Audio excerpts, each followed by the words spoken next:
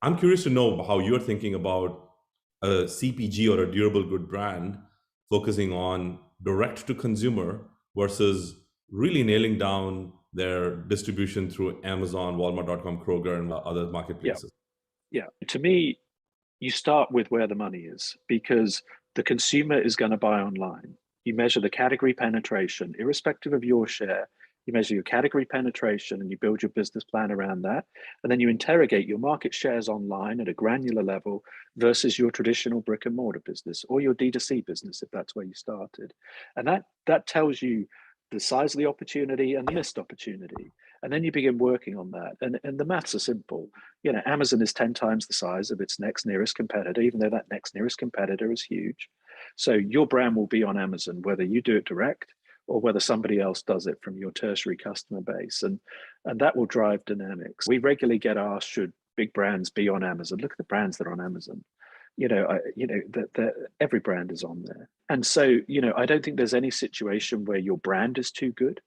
What you have to do is be able to execute it well. And so unless you're incredibly curated in a D2C personalized experience or something you can't deliver on a retail platform, I would always start with those. And the point of that is it creates the money to do the more difficult things, which might be your own D2C, might be new channels, might be international e-commerce. That all needs funding. And again, one of the reasons we made so much money out of the e-commerce P&L at Newell was we never actually invested any money. We literally took about half of the profit increase we were generating and put it into the next 6 months ahead. And we had a rational list of opportunities as to what was the next set of priorities, and that got the money. And then we did that continuously. So we were always self-funding, and about half the growth to shareholders, about half being recycled, but with a playbook of where's next. And so that to me is the core approach.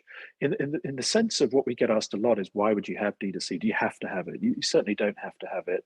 To me, there's only two reasons to have it. One is distribution, which is what you see from all the insurgent brands. They can't yet get in an Amazon store or they can't yet get in a Walmart store, so they build their own.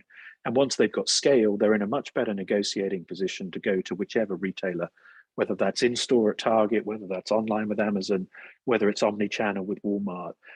The point is they've built scale, they've built reputation, they've got some consumer traction, so they've got much more protection on pricing and much more to bring to the table to get a good deal. So that's one strategy.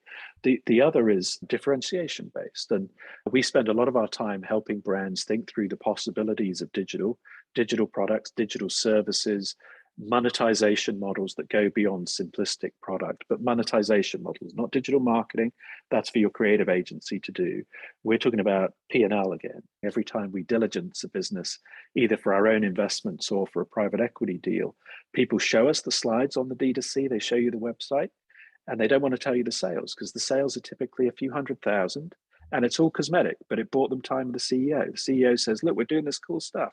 Let me send you these custom things with your name on or whatever it is, but it's not a business and they haven't taken it seriously. So those things are brand subsidies. If you want to spend some of your brand budget on that for whatever reason, that's fine. That should compete with TV, with online advertising and so forth. And so I think as we look forward, D2C will be a platform for true differentiation for brands because technology is going to unlock smaller manufacturing, more adaptation, more cost-effective ways to ship.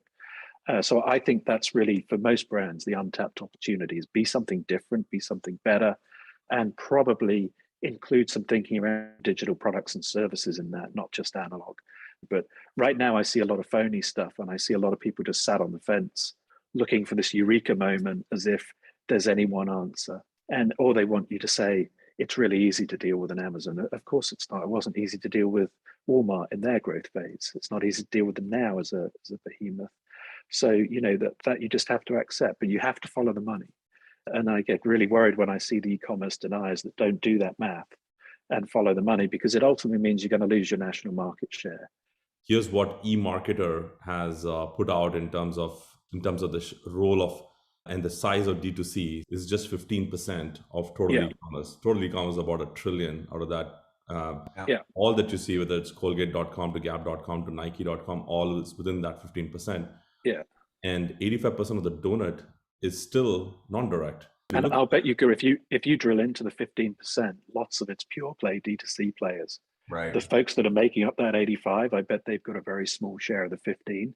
That's right. But the insurgent brands that you quoted Dollar Shave as an example, those brands we all know and love that were digitally native, they'll be dominating that 15%. They'll be dominating and making a large portion of that. And even there is a head and the tail even in the remaining ones. The 60% of total e-commerce sales comes from 10 websites in the US. Yeah, And exactly. as you mentioned, just to sort of put some color on numbers on what Mark mentioned, Amazon's is 38%, and the next one is Walmart.com is about 6%. At the end of the day, all strategy is about resource allocation. Every dollar you put in D2C comes from something else. Right. So it's coming out of your e-commerce team in Seattle. It's coming out of your search investment. It's coming out of your brick and mortar sales force, wherever you're funding it from. It's taking money, so it's got to be productive. It's got to have a point.